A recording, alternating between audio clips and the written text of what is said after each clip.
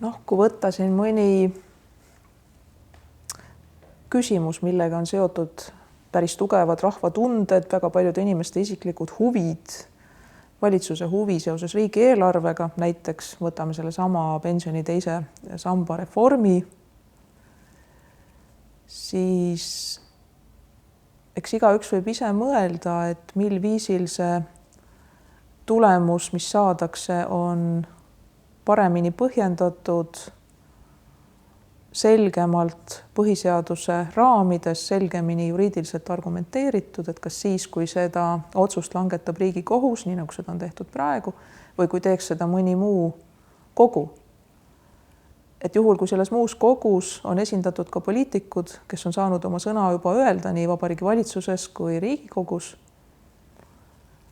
et kas siis see tulemus on sõltumatum, kas argumentatsioon, mis räägib põhiseaduse raamidesse mahtumisest, on sel juhul selgem ja loogilisem? Äkki on.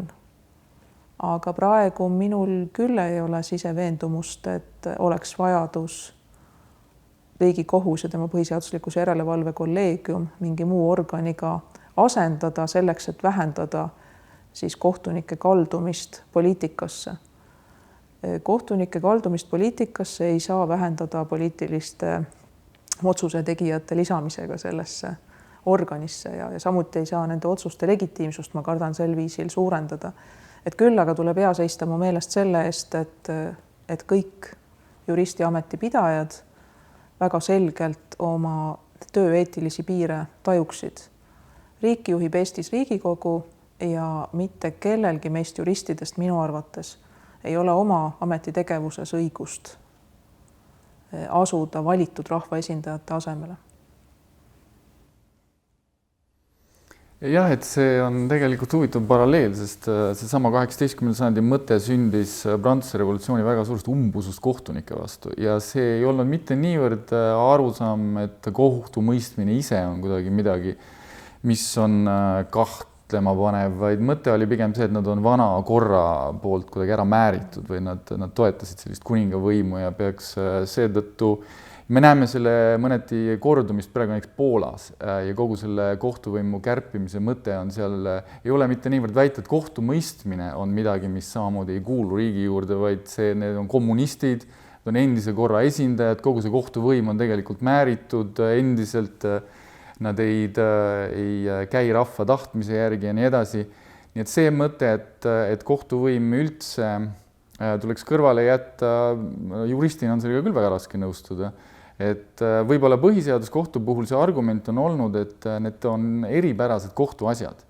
Et üks asi on otsustada, et keegi on võib-olla midagi varastanud, teine asi on otsustada, et kuidas peab näiteks apteegireformi läbi viima. Need on nagu poliitilised küsimused ja üks lahendus, mis on pakutud, on see, et jätta üldse kohtumõistmisest välja poliitilised küsimused. Et need ongi poliitilised, siin on hinnangud ja nii edasi, aga sellisel juhul tekib küsimus, mis siis üldse järele jääb. Sest et tegelikult põhiseadusküsimused on kõik poliitilised ja see on tegelikult selle kohtu üldse välja lülitamine.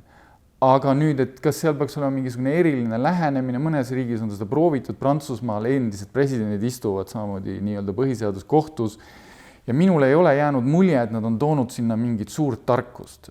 Et kindlasti nad on toonud sinna kogemust ja ma arvan, et poliitikud ei ole mõtet arvata, et ainult juristid suudavad neid asju lahendada. Poliitikud sinna midagi toovad, aga minu meelest Eesti põhiseaduskohus, mis ta tegelikult sisuliselt meil praegu on väga hästi hakkama saanud. Et ma pean ütlema, et kui mõeldakse teistele variantidele, siis miks mitte võib küsida, teisest küljest need peaksid ju ikkagi põhinema mingisugusele kriitikale, puudujääkidele, mis meil praegu on. Ja kui ma vaatan neid otsuseid, kindlasti on alati seal midagi võib-olla vastu väita, küsida, et midagi võiks olla rohkem põhjendatud, aga meie kohus on minu meelest väga hästi hakkama saanud. Nii et see mure, et Eesti, kas siis öelda, konstitutsiooni juristidel ei ole kuhugi minna, see nagu ei ole piisav põhjus luua konstitutsiooni kohust. Et kui peaks olema põhiseadust väga hästi tundvaid juriste, kellel pole midagi teha ega kuhugi minna, siis võib ühendust võtta näiteks Tartu Ülikooliga või siis ka õiguskantsleri kantseleiga, et me leiame rakenduse.